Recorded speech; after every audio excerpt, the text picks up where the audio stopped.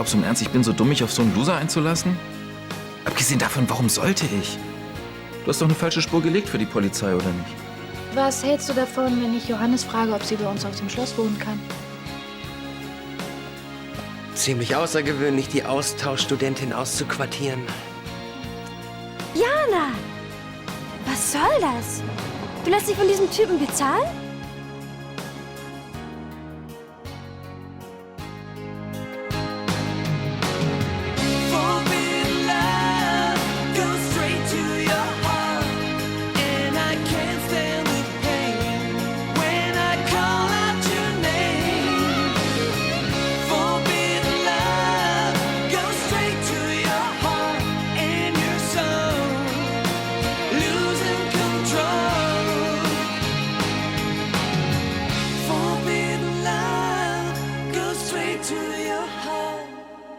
Was machst du denn hier?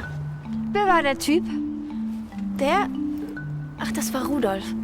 Rudolf. Ach ja. Ja, Mein neuer Freund.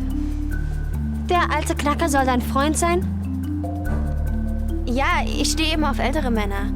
Die sind viel einfühlsamer als diese jungen Kerle. Ach ja? Und wofür hat dir diese einfühlsame Rentner das Geld gegeben? Für Opernkarten. Wir wollen heute Abend in die Oper. Eigentlich wollte Rudolf die Karten besorgen, aber naja, er musste weg, geschäftlich. Und das soll ich dir glauben. Es ist mir egal, was du glaubst. Hauptsache, du spionierst mir nicht nach.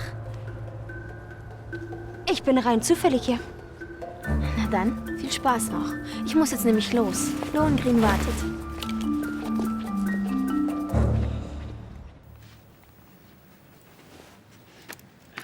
Willst du etwa damit sagen, dass Blue Eyes gefällt dir nicht mehr? Oder die Musik? Nein, nein, ich finde den Laden immer noch gut. Die Musik sowieso, aber die Leute sind halt verwöhnt. Stimmt, die wollen immer wieder was Neues. Irgendwas Künstlerisches fände ich gut. Ja, aber dafür fehlt uns der richtige Aufhänger. Wie wär's denn mit Clubbing Italiener? Wie stellst du dir das vor? Soll ich etwa den ganzen Laden mit Carrara-Marmor auslegen oder was? Brauchst du gar nicht. Meine Kunsthochschule würde gerne eine Begrüßungsparty für die italienischen Austauschstudenten veranstalten. Die könnten wir hier machen. Ja, das klingt gut. Ja, dann müssen wir den Laden richtig aufpeppen. Hier, dieser Fragapane, der war doch Italiener. Wir könnten bestimmt was aus der alten Eisdiele finden. Ja, und mit etwas Glück kommen dann alle Italienerinnen zurück und werden unsere Stammgäste. Wer sagt denn, dass die wegen dir kommen? Ist doch egal, die Männer rennen uns die Bude ein. Ja, ja. Ich quatsch am besten gleich mal mit der Kunsthochschule. Warum ist Anja auf einmal so hektisch? Spontan akuter Hormonschub. Das Problem kennst du aber nicht, oder? Nee. Ich will wirklich mal wissen, warum Männer so auf Italienerinnen abfahren. Haben Sie eine Entscheidung getroffen? Ja, nach reiflicher Überlegung, ich habe mich entschlossen, die Stellung anzunehmen. Ich hatte nichts anderes erwartet.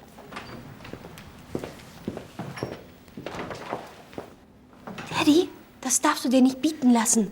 Du gehörst in die Chefetage. Und da komme ich schon noch hin. Mit dem Job. Ist doch nur vorübergehend. Sobald ich Tanja ausgeschaltet habe, kann keiner mehr meiner Karriere im Wege stehen. Glaub mir, die werden mich noch kennenlernen. Na, schon was über Jana rausgefunden? Ich habe mich entschlossen, Jana zu vertrauen. Warum? Weil die Sache wahrscheinlich völlig harmlos ist. Hab ich ja gleich gesagt. Eben.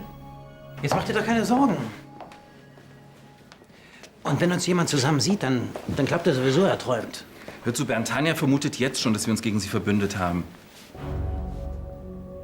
Na ja, gut, aber solange sie uns nichts beweisen kann, dann soll es uns egal sein. Was denn? Der Schlangenhändler?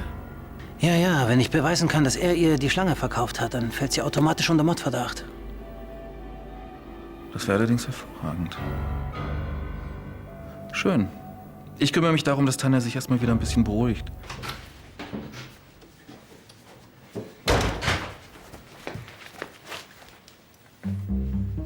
Hast du nicht heute Morgen schon geduscht?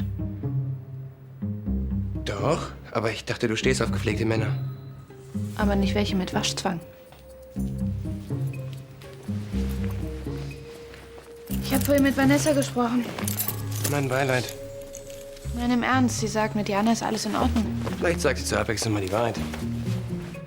Langweilig dich? Quatsch. Nein. Ja. Wie kommst du darauf? Ist nur ein Gefühl. Nachher kommen doch die italienischen Austauschstudenten. Die kommen heute Abend. Du wirst es schon noch rechtzeitig in die Kunsthochschule schaffen. Das hat sich ein bisschen geändert. Das Treffen ist jetzt hier. In der WG? Im Club. Sag mal, was geht denn hier ab? Felix, sollen wir vielleicht eine rot-weiß-grüne Girlanden aufhängen? Bist du verrückt? Italien ist Weltmeister in Sachen Design. Italiener haben nämlich... Italienerinnen. Genau, die sind verwöhnt. Da kannst du nicht mit ein paar popeligen Girlanden kommen. Die lachen dich aus. Ja, aber ich weiß nicht, ob das da Design-Weltmeister war. Ja klar, das ist ein ironisches Zitat. Retro-Eisdielen-Kids. Verstehen die sofort? Eisdielen. Ja. Buongiorno! Ihr gebt euch ja richtig Mühe. Und so ein Aufriss wegen ein paar Italienerinnen. Wir müssen noch unbedingt nochmal die Speisekarte überarbeiten. Wie heißt nochmal dieses italienische Zeug, auf das ich so scharf bin? Monica Bellucci? Ich mein's ernst. Warum seid ihr eigentlich so überzeugt, dass die Frauen so attraktiv sind? Genau. Vielleicht sind sie ja potthässlich. Entschuldige mal, wir sprechen hier von italienischen Frauen. Also wenn ich an meine Klassenfahrt nach Perugia denke, das war der Hammer. Was ist denn los? Eine Kommilitonin von mir. Ich mache mir richtige Sorgen um sie. Ach, lass mich raten. Liebeskummer, hm? Nein, kein Liebeskummer. Das ist was viel Schlimmeres. Speckröllchen. Ja, dann kann ich dir auch nicht helfen. Doch, kannst du. Und das geht auch ganz schnell.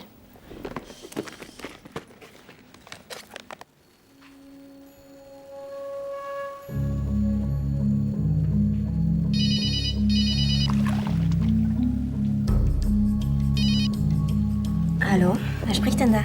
Hallo, hier ist Horst. Na, mein Lieber, was kann ich für dich tun? Ein Freund von mir hat mir deine Nummer gegeben. Das ist aber nett von ihm. Ja, ich soll anrufen, wenn ich mal einsam bin. Bist du jetzt einsam? Ja, sehr sogar. Aber dagegen kann man doch was tun. Sehr viel sogar. Soll ich zu dir kommen? Keine schlechte Idee. Ach, vielleicht kannst du mir noch kurz erzählen, was so deine Spezialitäten sind. Ich bin nämlich ziemlich anspruchsvoll. Oder weißt du was, lass uns das gemeinsam rausfinden. Ich erwarte dich im Waldpark Hotel Düsseldorf, Zimmer 317. Ja? Bis später. Vanessa, du brichst sofort den Kontakt zu diesem Mädchen ab. Nein. Ich will dir helfen, aus diesem Milieu rauszukommen.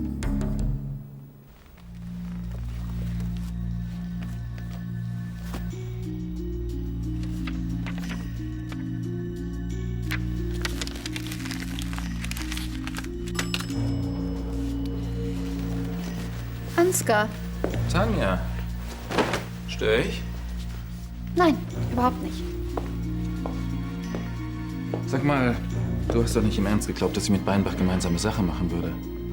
Zumindest wirkt es auf einmal sehr verändert.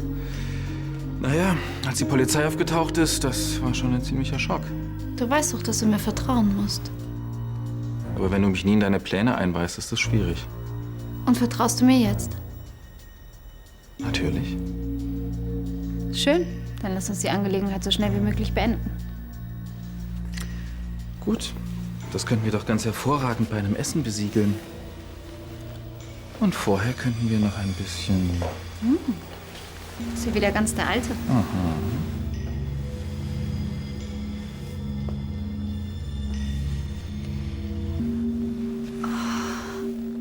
Was ist denn los?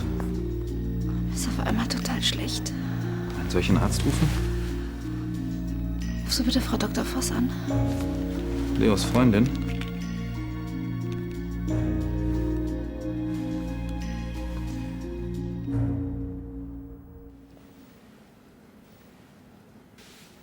Ist das nicht ein bisschen übertrieben? Finden Sie? Ihr Bruder hat es ausdrücklich angeordnet. Mein Bruder. Verstehe. Können Sie mir vielleicht eine Vase bringen? Moment. Ich hoffe, dass wir noch eine Vase übrig haben. Sind die auch für unsere italienische Austauschstudentin? Mann, Nico, nimm das doch nicht so persönlich. Doch, tue ich aber. Nur weil wir Jungs uns ein bisschen freuen? Ach, das ist ein bisschen Freund? Wie sieht denn dann große Begeisterung aus? Holt er dann den ganzen botanischen Garten nach Königsbrunn? Das ist doch nur eine harmlose Schwärmerei. Ihr Jungs habt echt einen Knall. Hey, ihr Mädchen seid auch nicht viel besser. Ich musste mir mit dir alle Brad Pitt-Filme ansehen. Das ist für einen Typen auch ganz schön hart. Das war was ganz anderes.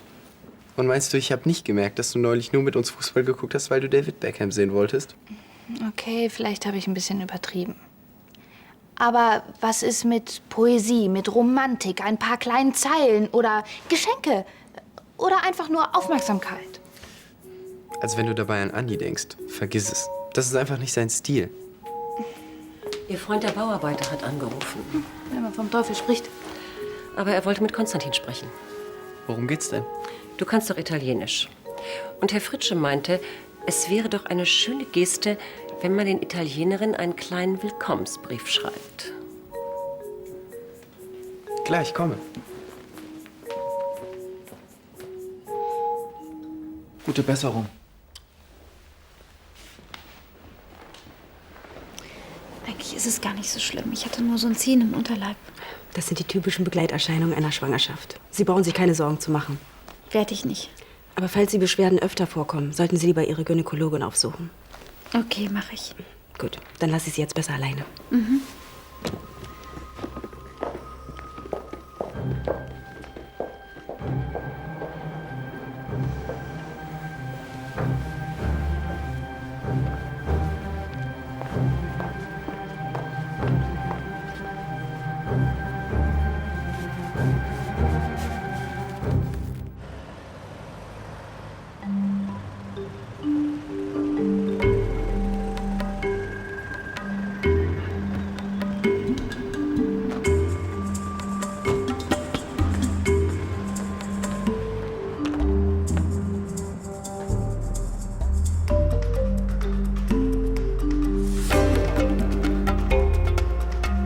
Du bist spät dran.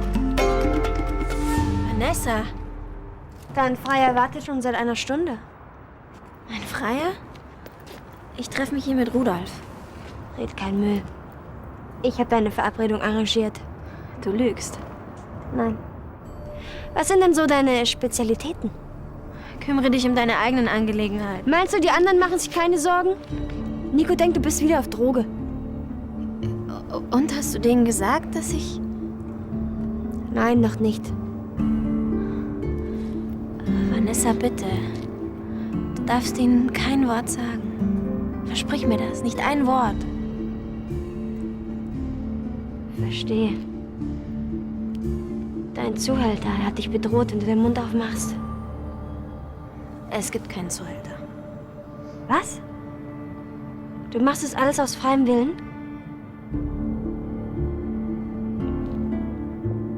Und? Macht's dir Spaß? Ja, na, ich sag ja nichts. Aber wenn du mir jetzt eine Moralpredigt halten willst, vergiss es. Ich bin über 18. Okay. Aber beantworte mir bitte eine Frage. Warum?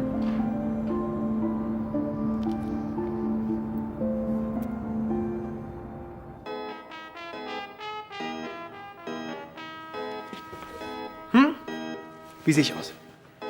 Neuer Look. Pepper? Hat Coco auch gesagt. Tja, die scheint das ja noch ganz locker zu sehen. Meine hingegen... Täusch dich da mal nicht, die macht das nur ein bisschen subtiler. Nico ist eher direkt. Weißt du, ich habe Coco erst mal mit Komplimenten bombardiert und das Beste, ich habe ihr gesagt, sie sieht aus wie eine Italienerin. Damit kann ich meine aber nicht kommen. Was ist, gehen wir die Rede von Konstantin nochmal durch? Auf jeden Fall. Ciao, ragazzas! Ciao. Hey, Süße. Schickes Outfit. Danke. Das heißt übrigens Ciao ragazzi. Bist du sicher? Na, 100 Pro, da spricht die Italienerin in mir. Frauen sind doch alle gleich. Ist doch egal. Komm, wir machen noch mal. Ciao, ragazze! Noi siamo Jungs, Sie sind da. Kommt.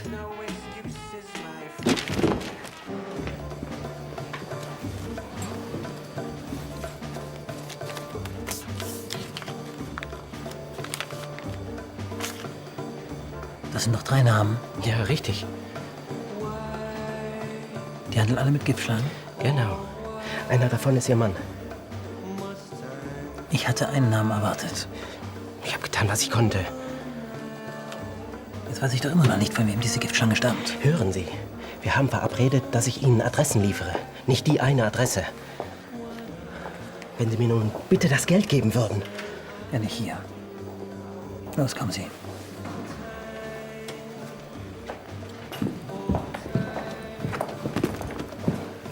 Und dein Vater?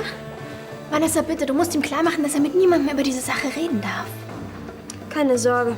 Er weiß gar nicht, bei wem er vorhin angerufen hat. Gut. Nico und die anderen wissen auch nichts. Also, wenn du dicht hältst, ist ja alles okay. Nein, nichts ist okay. Jana, du bist mir immer noch eine Antwort schuldig. Warum? Du tust ja gerade so, als ob ich die Erste wäre. Das heißt hier nicht umsonst das älteste Gewerbe der Welt. Jana, was soll das? Du bist so jung. Du kannst noch so viel aus deinem Leben machen. Stattdessen gibst du dich für ein paar Piepen irgendwelchen Typen hin. Ich mach das nicht nur wegen ein paar Piepen. Du weißt, was ich meine. Liebe, Vertrauen, das ganze Zeug, das sind doch nur Sprüche. So weiß ich wenigstens, woran ich bin. Schön wär's ja. Ich bestimme die Regeln. Ich sage, wo es lang geht, ich sage, wie lange. Und wenn man von einem Mann nichts erwartet, dann kann man auch nicht verletzt werden. Jana, ist es dein Ernst? Ja. Du spinnst dich da in was rein. Ich kann mir so richtig vorstellen, wie die sich an diese Italiano-Schnallen ranwanzen. Das muss ich mir nicht antun. Lieber Pizza. Buonasera. Ein kleiner Begrüßungsschluck per Voi. Was meinst du? Welche von denen ist wohl Luca? Vielleicht die da mit den Nadelstreifenhosen, ne? Oder hier, mit der weißen Jacke wäre auch nicht schlecht. Und diese Schnepfe soll ja nicht glauben, dass ich hier für die den Touri-Führer mache. Das würde ich auch nicht machen. Es reicht schon, dass die sich hier bereit macht. Um den Job werden sich unsere Jungs kümmern. Robin als Erster. An die ist, glaube ich, schlimmer. Aber von denen lasse ich mir nicht den Abend verderben. Was hast du vor? Na, wer sagt, dass es nur hübsche Italienerinnen gibt? Du hast recht. So, ich stelle euch jetzt mal meine Freunde vor hier. Amicis. So, das ist wie gesagt Gisela, Maddalena, Robin, Andi. Robin, miteinander bekannt. Robin. Toll, dass ihr hierher gekommen seid, also nach Deutschland, meine ich so. Grazie. Und ja. Bella Italia! Che bella discoteca. Ja, vielleicht habt ihr ja Lust, öfter zu kommen. Mucho! Molto, mucho! Discoteca! Ja? Nicola! Das ist nicht so, wie es aussieht. Kein Problem. Jeder braucht mal ein bisschen Abwechslung.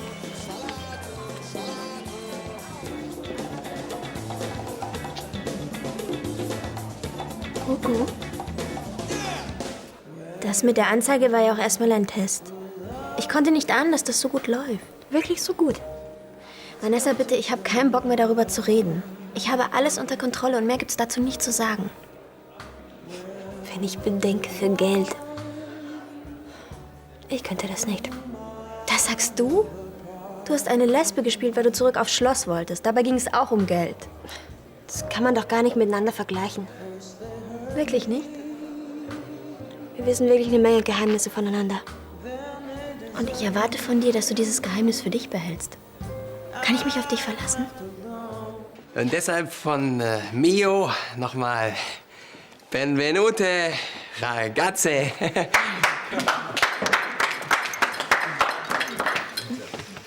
Dann mache ich Sie jetzt mit Ihren Gastgebern bekannt.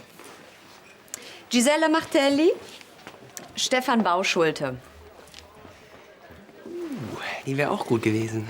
Ja, ist aber leider nicht Luca. Hm? Giuseppe Fomenton, Sabine Kramer. Sabine Kramer ist nicht zu beneiden. Luisa Sandrelli, Michael Färber. Ich schätze, Michael Färber wird sehr, sehr glücklich werden. Nicht so glücklich wie ich. Vittorio Guber, Frank Richter. Hätte es nur noch eine übrig.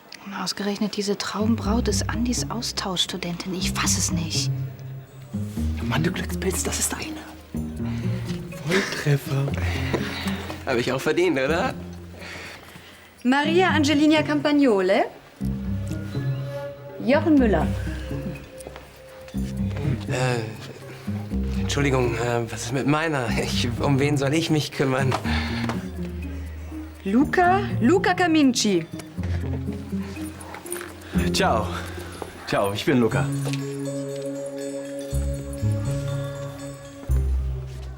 Es gibt doch noch sowas wie Gerechtigkeit im Leben, dass ich das noch erleben darf. Ciao, Luca. Willkommen in Bella Germania. Ciao. Ciao.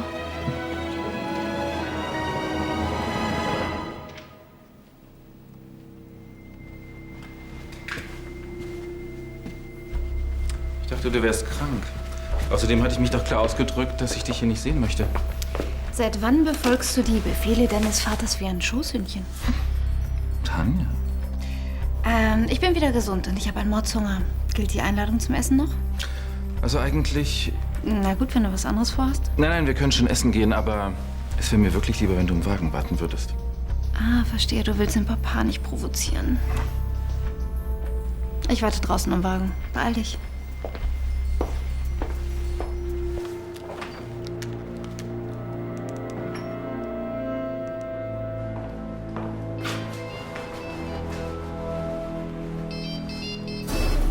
Ja. 2 der Schlangenhändler habe ich bereits überprüft. Jetzt bin ich gerade beim 3. Doch, das muss er sein. Ja, aber sobald ich was gegen Tanja an der Hand habe, rufe ich dich an und... Und dann ziehen wir die Schlinge um Tanjas Hals ganz langsam zu. Schön. Bis später. Du mich auch.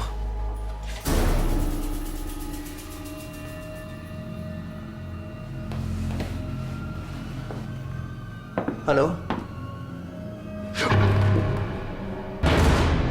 Ach du Scheiße.